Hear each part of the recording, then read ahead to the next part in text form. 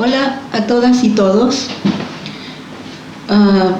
Estamos revisando las formas en que esta pandemia se ha impuesto a través de psicología de masas. Podemos hablar de manipulación mental, y en la historia de la humanidad han existido siempre dominadores, borrachos de poder, que usan distintas formas de control sobre la humanidad.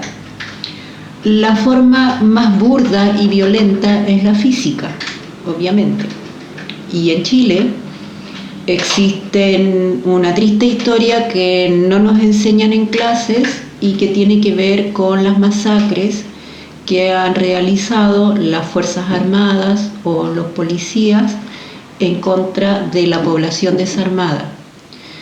La mayoría de las veces porque esta población está reclamando por sus condiciones de vida y estamos hablando de grupos de personas que pueden ser mujeres, niños, ancianos, hombres. Sabemos entonces de las muchas masacres que han habido acá en Chile y que siguen habiendo, y la población mapuche también tiene una triste historia en ese sentido. Esa es la forma más burda, la más violenta. Sin embargo, también existe la violencia a través de la prisión. La prisión, el encierro, el confinamiento, siempre ha sido una forma de castigo, que en la actualidad la han disfrazado de control sanitario y le han puesto el nombre de cuarentena, una medida que no se usa, que no es útil y que corresponde a siglos anteriores. Y existe también la deprivación sensorial. Con relación al confinamiento, yo recuerdo siempre un tigre que había en el zoológico de Santiago hace muchos años, y este pobre animal vivía en una celda en donde se podía dar vueltas y no tenía más espacio que eso. Este tigre tenía movimientos estereotipados, o sea, se le había producido un control de un trastorno del control motor de sus movimientos, y además dejaba de comer, estaba enflaquecido, su pelaje sin brillo, triste y con autolesiones porque se golpeaba contra los barrotes o contra las paredes. Eso es lo que produce el encierro en un pobre animal y probablemente o seguramente en los seres humanos cuando el tiempo pasa y el encierro no se termina. La deprivación sensorial son experimentos que se empezaron a hacer en tiempos de los nazis en Alemania y que después se continuaron haciendo en forma secreta porque lo que tratan de identificar cuáles son los límites de la mente humana. Sin embargo, lo han usado como formas de tortura y la deprivación sensorial puede llegar al extremo de producir demencia. Consiste en que a la persona la aíslan del sonido, la visión, y en un encierro permanente, en ocasiones metidos en cámaras de agua en donde no tienen percepción de estímulos. Entonces, en esas condiciones se pierde todo punto de referencia y la persona enloquece. Esos son mecanismos de control extremos. Y por supuesto tenemos otro tipo de control que es más sutil, como es por ejemplo lo que están haciendo a través de los medios de comunicación. La información falsa, exagerada, mezclan contenidos verdaderos con contenidos falsos, entonces van generando una duda y una incertidumbre continua. Entre medio, con mucho contenido emocional que genere culpa, terror, miedo paralizante y que impide el pensamiento crítico. Los estímulos subliminales se descubrieron en la mitad del siglo XX y consiste en que dentro de una secuencia como es el cine incluyen imágenes o contenidos que la mente consciente no logra captar, pero el inconsciente sí lo capta y lo guarda. Y entonces después actúa frente al estímulo deseado. Por ejemplo, era famoso un aviso publicitario de una bebida gaseosa que se pasaba sin que uno tuviera mucha conciencia entre medio de las secuencias del cine, y terminando la película las personas salían corriendo a comprarse esa bebida, esa gaseosa. Bueno, entonces esa forma de influir en la mente que no tenemos muy consciente, sí nos impacta, sí nos obliga de alguna manera, nos programa, y está gatillada siempre a través de contenidos entremezclados entre lo que nos van diciendo, y también incluye o usa mucho los símbolos. Otras formas de control mental en la que no tenemos posibilidades de opinar o decir lo contrario, cuestionarlos, son las leyes, la opinión de expertos. Por ejemplo, ahora hay unos expertos a nivel mundial diciendo lo que corresponde hacer en salud.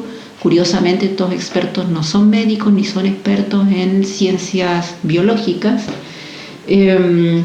También están las ideologías, los dogmas, que son distintas maneras de imponer y controlar a la gente con ideas que son indiscutibles. Frente a una ley, si tú lo discutes o lo desobedeces, te vas preso. Si frente a un dogma tú dices que no estás de acuerdo, que no crees en eso, te castigan a través de la sanción social o te expulsan de esa religión, etc. Ahora, una idea que puede parecer un poco extraña es que la pobreza es un mecanismo de control mental. La pobreza actúa en los distintos niveles. Actúa, por ejemplo, a nivel físico, haciendo que las personas tengan carencias, que estén malnutridas.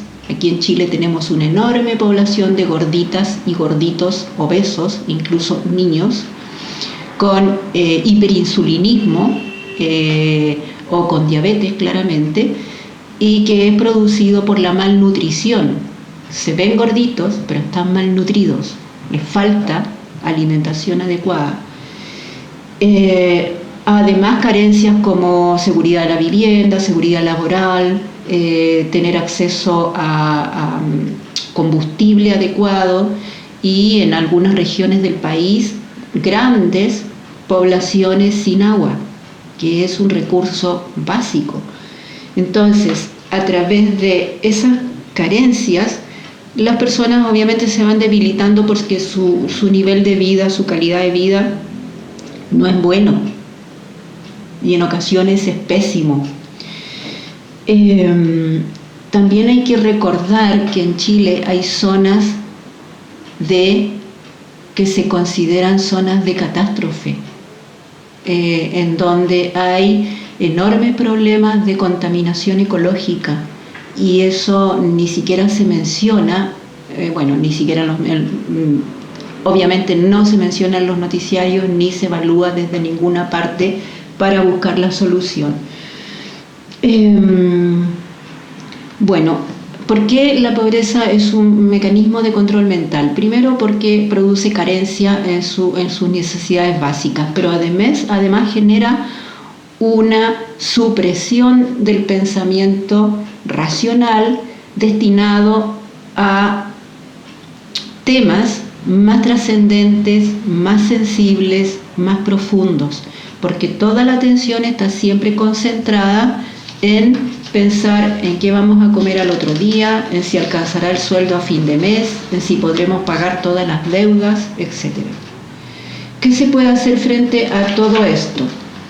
las medidas que se han repetido una y otra vez es: abramos nuestra mente, démonos cuenta de qué modo nos manipulan. Por lo tanto, buscar información. Sobre todo lo que les he dicho, hay mucha información, son mecanismos y técnicas que se han utilizado desde hace muchos años en la población.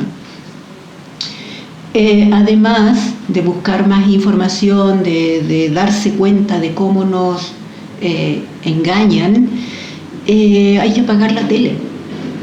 La televisión está llena de contenidos que manipulan las emociones, manipula la información, y lo que hace es distraernos a temas intrascendentes, con muy poco contenido interesante o cultural, etc. También una forma de darnos cuenta cuando nos están manipulando mentalmente, cuando los contenidos que nos están dando no son válidos, es pensar quién se beneficia con esto. En latín se dice cui bono, y es un principio del